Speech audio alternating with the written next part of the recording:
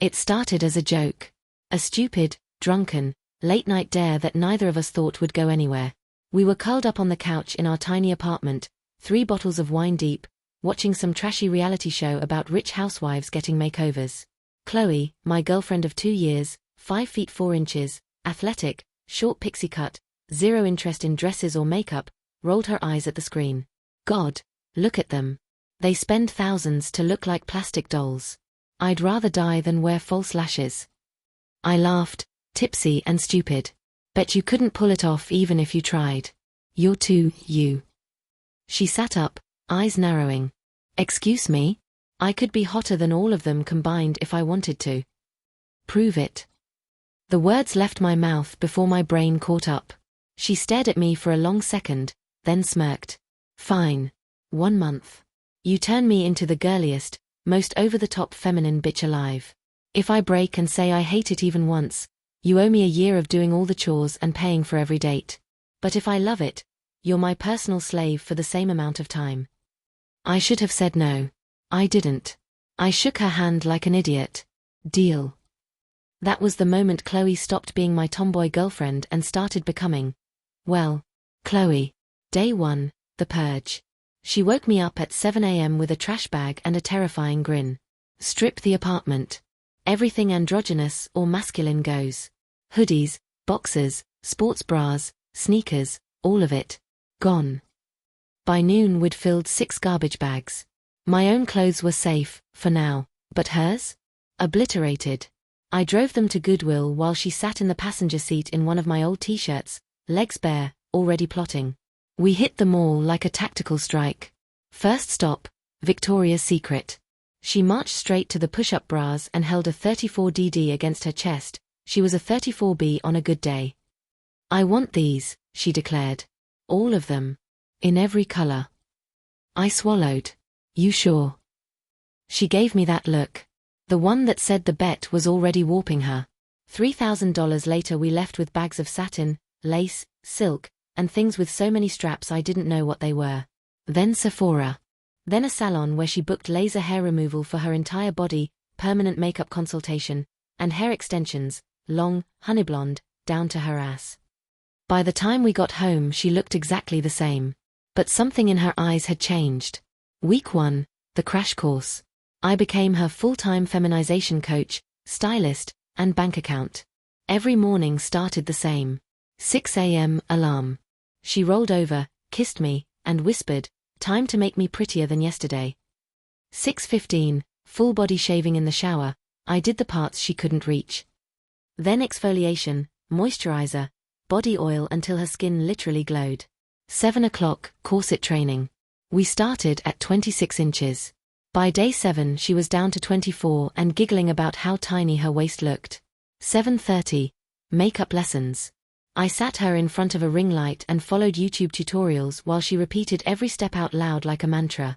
Concealer under eyes, bake, contour the cheekbones, overline the lips just a little. 8:30, hair. Rollers, curling iron, extensions clipped in. She went from pixie to bombshell in 40 minutes flat.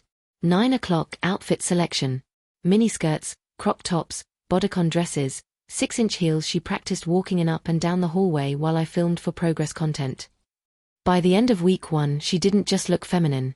She looked expensive. Week 2, the shift. That's when the personality started changing. She stopped swearing. Started saying like and oh my good unironically. Her laugh went up an octave. She twirled when she walked.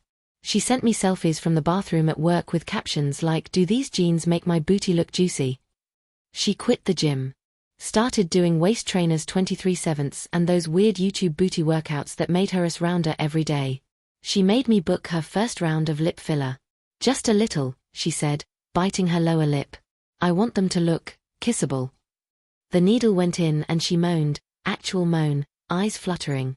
When the swelling went down 3 days later, she stared at herself in the mirror for 20 minutes straight, then dragged me to the bedroom and fucked me so hard I saw stars, whispering the whole time, tell me I'm pretty, tell me I'm your pretty little princess. I told her. Over and over. Week 3, the point of no return.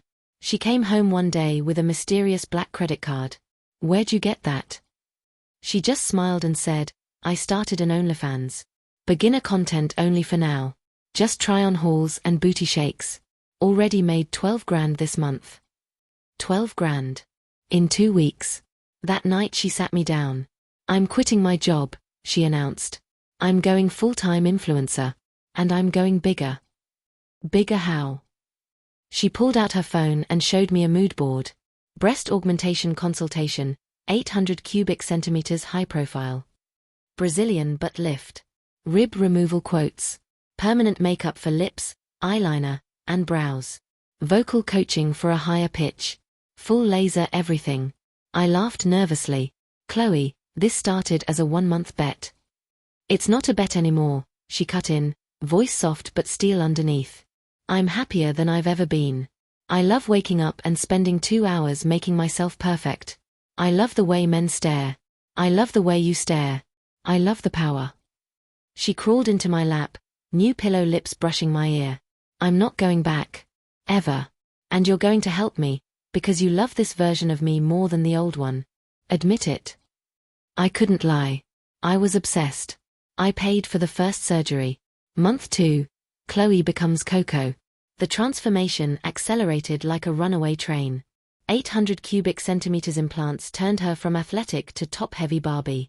The BBL made her as so round she couldn't fit in her old jeans if her life depended on it. Rib removal took her waist to an impossible 21 inches. Her lips were permanently bee-stung now, voice permanently breathy from the vocal training. She legally changed her name to Coco Luxe. She moved us into a bigger apartment paid for entirely by her OnlyFans, 100K a month now and climbing. And she never wore anything but lingerie, heels, or latex in the house. Our sex life? Insane. She'd wake me up with her new tits in my face, grinding on my morning wood, whispering, "Fuck your pretty princess, daddy." She'd make me film her content, close-ups of her as bouncing, her lips wrapped around toys while she moaned my name. She started cuckolding me. Not full sex yet. Just teasing. Letting fans send her money to see her on dates with real men while I waited at home in panties she'd picked out for me. She'd come home, push me onto the bed, straddle my face, and make me taste where someone else's hands had been while she told me every filthy detail. I'd come harder than I ever had in my life. Month 6, the final form. Coco is unrecognizable now. 34K breasts, yes, K. Ass so big it has its own gravitational pull. Lips that can't fully close. Hair to her thighs. 19-inch waist. 7-inch heels 24/7. Nails so long she can't type. Voice like a phone sex operator on helium. She doesn't leave the house without a full glam squad. Her OnlyFans is top 0.01%. She makes $500,000 a month. And she owns me completely. I quit my job. I'm her full-time manager, cameraman, cleanup crew, and cuck. She has a boyfriend now, tall, rich, hung. I sleep in the guest room when he stays over. I listen through the wall while she screams things she never screamed with me. Sometimes she lets me watch. Sometimes she locks me in chastity for weeks and makes me edge while she gets railed. Sometimes she cuddles me after and whispers, "You did this to me, baby. You made me this perfect. Thank you." And I cry, because she's right.